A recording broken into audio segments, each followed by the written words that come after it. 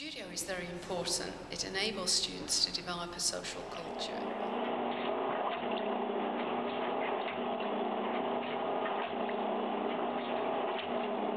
People don't consider studios real, classes or it's a real major. Just recently when I was scheduling, I was talking with people about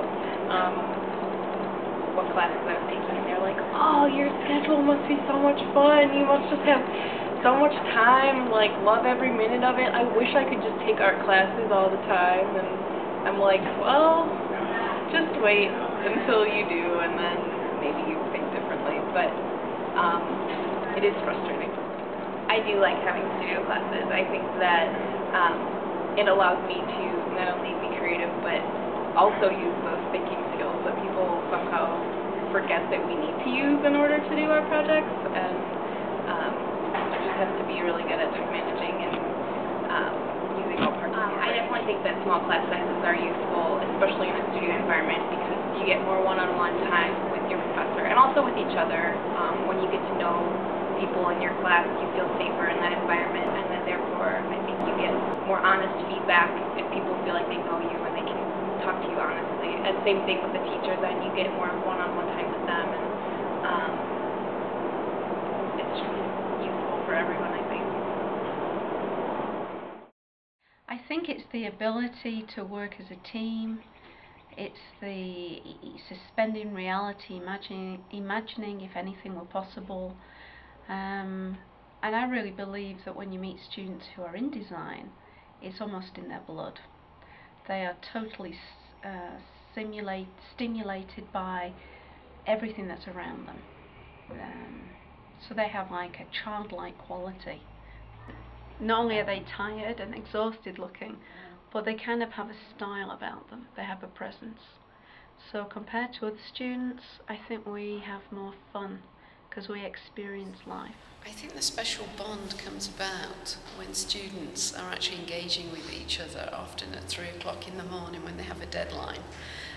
The 11th hour is a real motivator to get the work finished, but also students' casual engagement leads to cross-pollination of ideas. At Studio, you can find people mapping out their plans for their products, building models for products, with a little bit of socializing mixed in along the way. A little bit. Just a little bit. And bar crawls.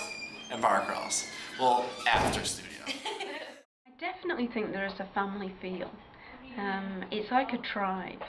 I think some of that is just the nature of how we're wired, how we perceive the world, but also the amount of time and energy that you invest in your studio. Well, it's funny because they say that studios count for 3 hours, but somehow I feel like they should count for I don't know, 24 or something. It just happens while you're in the studio. It's you just get assigned your work in the studio, let's say, and then the rest of your time pretty much is spent working on them. So I would say it's anywhere from 10 to 15 hours a day is spent working on studio projects. I spend a lot of time in the studio, and it's not like you can sit at home and type an essay. It's you actually have to be at studio physically working on something, and it takes a lot of time, and you're not writing an essay, you're not practicing a speech, you're not, studying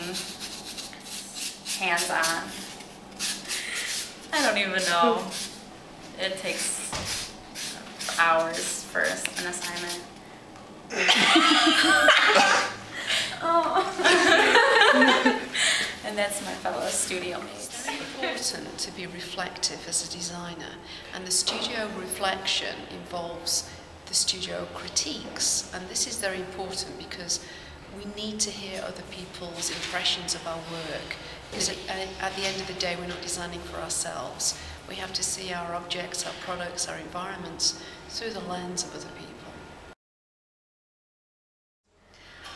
I think everybody is a little bit nervous when they're going to be critiqued, but I think for our students the environment should be supportive and nurturing, and a good critique actually tells it how it is, but at the same time it empowers the student and motivates them to revisit and do a better job next time. They're terrifying because you're constantly after yourself to make sure that you're proud of your work. You can't just throw something up there. Like, you can't copy someone else's answers down right before the critique and put it up there. Like, it's all about how much work you're willing to put into it. And when you know you haven't put enough work into it, it can be so scary.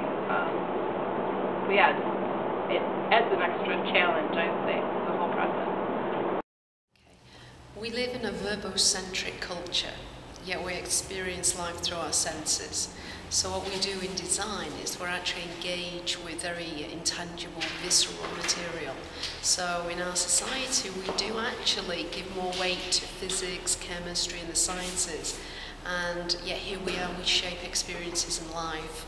So I think we're at a point where engineering, technologists and scientists are coming to us because they realise we offer the bridge between technology, science and engineering, and also the lived experience. So I think it's been a long time in coming, but we're at that point where we're getting acknowledgement and respect.